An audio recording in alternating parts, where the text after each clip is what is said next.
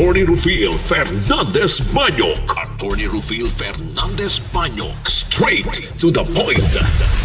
O karon, ania ang inyong anchorman. Veritas, wa kita'y mahimong aron sa pagpakigbatok sa kamaturan, kundili aron sa pagdapig sa kamaturan. Straight to the point. Luzon, Visayas ug Mindanao, Pilipinas, ug sa katawhan kutob sa mabot sa tong Sibya sa tibuok kalibutan via internet. Maayong buntag ug kumusta live gikan sa Queen City of the South, Cebu City, Philippines. Welcome nining atong tulumanon ug inyong tulumanon. Straight to the point. Kini gyapon boss nga lagad sa kahanginan sa kasamang Rufil Fernandez Banyok. Mao'y paday makikuban kaninyo nining laing adlaw sa atong pagpakigbisog. Adlaw karon mahigala nga Lunes o gapitsa 4 na. Buwan mga higala sa Mayo tuig 2026. Straight to the Sa point. gihapon hatagan tagpagtagad ang mga isyos nga may labot ang lungsod. Nagbagang mga expose, naguna mga reports. Dinhi lamang gihapon mga higala sa atong pagaban-uban nining atong tulumanon ug inyong tulumanon. Straight to the point. Nagunas to may isgutanan karong nga buntaga mga higala. Gun ban gipatuman sugod karong adlaw. Dinhi sa Sugbo hangtod na sa Mayo 11. Isip kabahin sa paghatag og igong seguridad atol sa ASEAN Summit sud ning simanaha. Straight to the point. Gikan sa orihinal nga lima himuon na lang kinig sulod sa tulo ka adlaw. Gikan sa Mayo 6 hangtod sa Mayo 8. Straight to the Ang point. pagpahigayon sa ASEAN Summit. Straight to the point. Katalig pagtagad do butaga mahigala sa atong pagaban-uban usab nining atong tulumanon ug inyong tulumanon.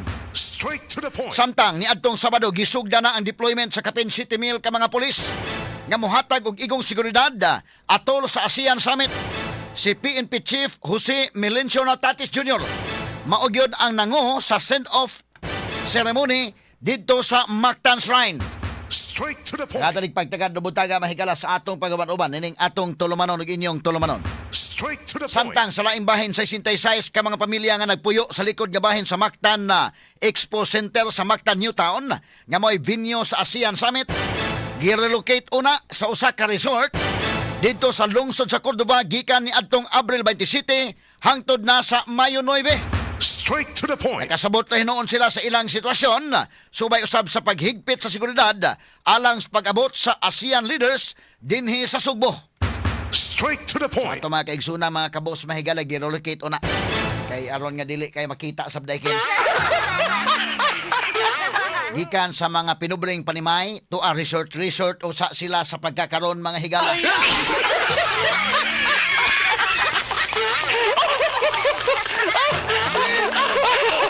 Mana nga kinini ang medyo okay po itong maong resort. Nindot man di ko lang ganlan ha kay kinini ang ma-advertise na po nato noon. Medyo nindot itong maong resort so kinini ang maong mga kaigsuna na to dito likod sa Mactan Newtown. Ay balhin lang sa mo kay mag-ASEAN Summit. Aron di mo makita diha. Pero sige lang ikabalaka kay resort mo.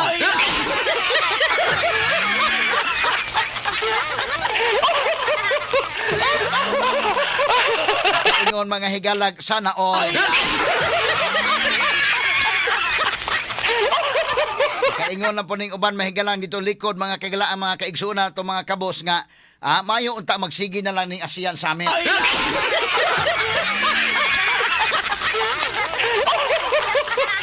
Medyo dako-dako yung bakasyon na kay gikan sa Abril 27 kutob sa Mayo 9.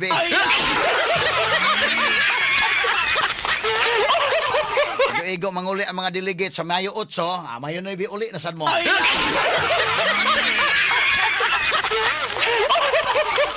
ang agi katawa mga kaigalaan ha sa atong pagaban-uban karon ning atong tulumanon ug inyong tulumanon. Straight to the point. Samtang sa pikas bahin mga sukit ti Babinaw atong hatagag pagtagad sab ang dugang mga issues didto sa kauluhan ug bahin sa nasod. Ang retired journalist nga si Jason sa Indekin gidakop na tong Abril 30 unya wa makapiyansa kay ang order sa korte gibutangan didto mahigalag non-bailable. Nang ano unsay hitabo ang non-bailable man? Straight to the point. Cyber libel maka ng kasuha. Nato ni tagag pagtagad karon kay sunod nihatag na puglaing order ang korte og iya nang gikorhian katong unang order nga non-bailable. Kay nakatuog mga higala gyud dito Jason sa mahigalag tibok gabi. Nya pagkaadlaw paghuman kano sa man nakagawas ay naka kay giingna naman nga okay bailable na. Wa babae.